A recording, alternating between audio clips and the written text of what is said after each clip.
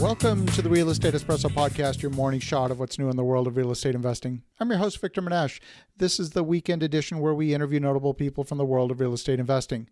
Today is no exception. We have a great guest all the way from Silicon Valley. Welcome to the show, Neal Bawa. Thanks for having me on, Victor. Very excited to be on the Espresso Podcast. Great to have you here.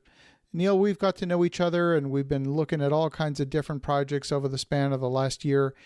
And I'd love to get your perspective for our listeners. You've got a fairly sizable portfolio. What's been happening in the capital markets? I know there's been a lot of movement in the last 60 to 90 days, and love to get your perspective on what's working, what's not working, and what's the current landscape. I think we're currently in the part of the cycle where the capital markets are still trying to figure out where they want to be at. And so the first thing that we're seeing in the capital markets is inconsistency across the board. There's lenders that are behaving completely different from how they should be behaving. There's lenders that are driven by fear, not by data. This happens very early in a event like this. We saw it happen very briefly after 2000 and after the 9/11 event. And so certain parts of the market have frozen up completely simply because they don't know how to underwrite. So we are seeing CMBS loans pretty much being locked out of the market at this point. Most of the insurance lenders, who were really a phenomenal source of lending, especially for those of us that are in multifamily, are just sitting on the sidelines. I mean, I think these people have a huge amount of dry powder to deploy. They just don't have a methodology that works for them. They're worried about, asset prices going down. They're worried about potential defaults. They're worried about tenants not paying, nationwide rent strikes, whatever you want to call it. It's led these people to, at this point, just say, hey, we're just going to sit out of the market for the next 2 or 3 months and see what happens, which basically means that if you're looking at the capital markets and you have a project today, if it's obviously things depend upon whether it's a value add project or if it's new construction, but the number of players has reduced to, there's Fannie Mae, there's Freddie Mac, there's local banks. And the biggest variation that I'm seeing is in the local banks. We've got some banks, like some of our projects are still being quoted. They're quoting lower rates than they were quoting, in February, simply because you're seeing, 10-year treasuries down this much, which is puzzling to us because in my mind, those rates should be higher now because the risk levels are higher. But those banks haven't adjusted. So we've talked with local banks for our project in Dallas. We've talked with local banks for a project in Phoenix and one in Utah. And those banks are actually quoting lower numbers now. But there's a big but there. Those banks are making sure that the liquidity amongst the general partners is higher. They're making sure that the net worth numbers are higher. Before, they were a little bit flexible on that. So $20 million loans, if the net worth for the partners was $15 million, it sort of worked. If the liquidity wasn't 5%, it still worked. Today, not only do they want that liquidity and they want 10% liquidity instead of 5% liquidity, but they're being a lot more careful about who it is that's actually putting liquidity into the project. There was this process where everyone was bringing these piggyback balance sheet people into the project where it's really Neal's project or Victor's project, and then you bring one other person in just to kind of shore up the balance sheet. The banks are not looking at that as something that they like today. So there are loans being turned down because 95% of the balance sheet, the liquidity, the net worth is coming from some third party that clearly had nothing to do with the project. And that's not being allowed anymore. And that's making it really difficult for folks that are looking to buy, value add projects. So that, that's what we're seeing on the capital market side. And then on the Fannie and Freddie side, of course, we've heard about this, where Fannie and Freddie are like, well, we don't know if you're going to be able to pay your mortgage. So what we're going to do is ask you to pay a year's worth of your insurance, a year's worth of your mortgage, a year's worth of taxes. We want you to impound all of those taxes together and give it to us up front when you're buying your value add property. And then, and this part is not 100% clear, we're going to basically allow you to draw from that. Now, initially the guidance was, no, you still have to pay us. We're not going to let you draw from it. And then they started saying, yeah, there are some cases where you could actually draw from that money and not pay your mortgage. So now we have the syndication industry, which is like, wow, so all of a sudden for a $20 million property, I have to raise $1.5 million more? And what happens a year later? I mean, when I pay this, when these impounds go away, but now I've raised $1.5 million in equity. Oh my God, I have to pay a lot less for the property. So people are still at that point where they haven't figured out there are intermediate financial engineering solutions, and I can discuss one of the solutions with you. And so a lot of people are now preparing to raise $1 million, $1.5 million extra in equity, and that is inevitably going to drive up cap rates, because you're going to end up paying quite a lot less for that building if you're raising $1 million more in equity, because your returns are going to go down, right? What people should be doing is short-term financial engineering, but I haven't seen a lot of people try that, so they're just raising extra equity. So as a result, the market is freezing up, and a lot of this has to do with non-availability of capital, because our initial fear of delinquency, our initial fear of decline in occupancy, clearly we're beginning to get past that. Would you agree with that, Victor, that we're beginning to get past that? Well, I guess it really depends on a number of things, because this is such a moving target from week to week. Mm-hmm. One of the things lenders and investors alike have been looking at is what's the collections going to look like? What was the default rate going to be for tenants on April 1st and on May 1st? I know the numbers are just starting to come in for the 1st of May. What's been your perspective in your portfolio? How have those collections gone? Much better than expected for both April and May. So we were at about 92% in collections for April. May we were projecting would be a little worse, like 2% worse. So we were thinking we'd come in at 90. So far, May, every single property that has been polled in the first 12 days of the month is a little bit above.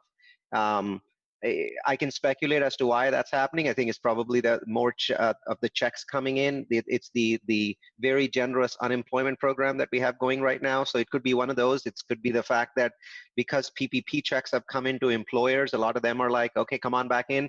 So I think it's a combination of those. So we're actually seeing an uptick from where we were in April. And to be honest, I thought that we were really happy with April. Because we were, there was this 45 days ago, there was this gloom doom scenario where 30% of your tenants wouldn't pay rent or 20% wouldn't pay rent. Well, if you're collecting over 90%, and that's, by the way, also a nationwide number. Our properties didn't do anything extraordinary. We were in that 91, 92% collection range. Class B properties are collecting maybe another percent more, and Class A are collecting even another 2% more.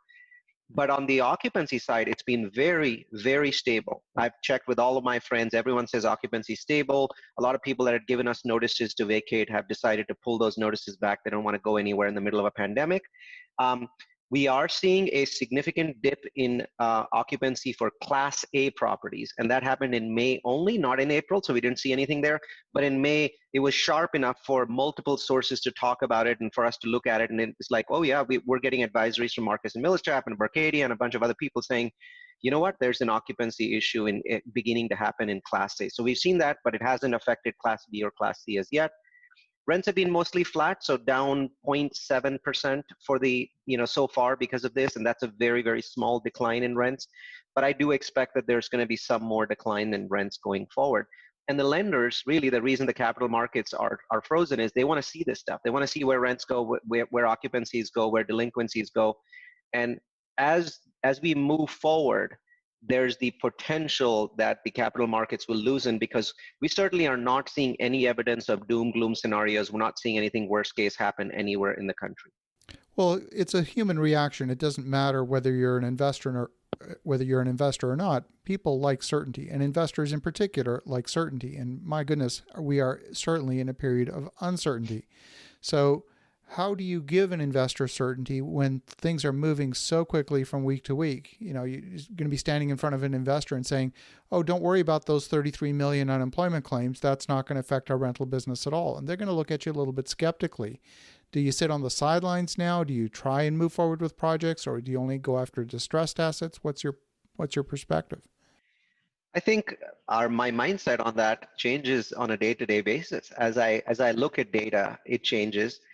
I believe that my thought process of how much distressed assets they're going to be in the, let's say, the multifamily realm, which I tend to be focused on, or public storage, I think there's going to be less distressed assets than I thought 30 days ago. And that may still change. It really depends on how we do with the reopening of the country and whether we see subsequent shutdowns. But today, what I'm seeing is small rent declines, significant price declines because of the Fannie Mae Freddie Mac impound restrictions. So it could be as much as 10% of a price decline that we could see in Q3 and Q4. But my investment philosophy and thesis has always been about 5 years. And I believe that within 24 months, we're going to come back close to, not exactly where we are, but close to where we were at the beginning of the year. So it could be 24 months, could be 30, it could even be 36 months. But there is no statistical evidence of a 1930s type depression scenario. I think that would have happened if we hadn't shut the country down and ended up with millions of people that have died and hospitals that were bankrupt. We are still going to see problems. We're going to see problems in the hospital sector, in tourism. We're going to see problems in real estate sectors that are tied to that. So malls and hotels are going to definitely see issues. But my investment thesis has always been, I'm buying buildings because I still think that people need to pay rent. And I think it was proven right in a way that we've never seen before, Victor. We had tenants who had lost their jobs that paid rent for April and May, which just gives you this belief that you're in the right segment. I mean, and everybody else, all of my friends that are in other segments in real estate, every time I talk with them, they're like, "Oh boy, Neal, you're so lucky. You're in apartments and I'm doing this and I'm in strip malls and I'm in hotels." I mean, you can hear in their voice that's where they want to be. They want to be in the workforce apartment housing business. So I do believe that we're going to see some price declines, but I think that those price declines may be fairly short. You might see them in Q3 and Q4 of this year, and the market might then restabilize. I also believe that by the beginning of the year, Fannie Mae and Freddie Mac will withdraw these highly onerous and unnecessary restrictions regarding impounds, because that's really what's driving the multifamily market down. It is not rents. It is not occupancy. It is not delinquency. What's driving the market down is the Fannie Mae, Freddie Mac onerous requirement. And I think they're going to realize that and pull back on it. Well, Neal, I love it. Thank you for this perspective. I think it's a tremendous insight. Will you come back and chat with us again, talk about maybe some other aspects of the market? I'd love to do that, Victor. Well, if folks want to get in touch, if they want to learn a bit more, what's the best way? Multifamilyu.com. That's multifamily followed by the letter u.com. We do about 50 webinars a year and have about 40,000 attendees a year that attend our various information-driven webinars. They're about all aspects of real estate, all assets in real estate. So I'd love to talk with you through multifamilyu.com. That's awesome.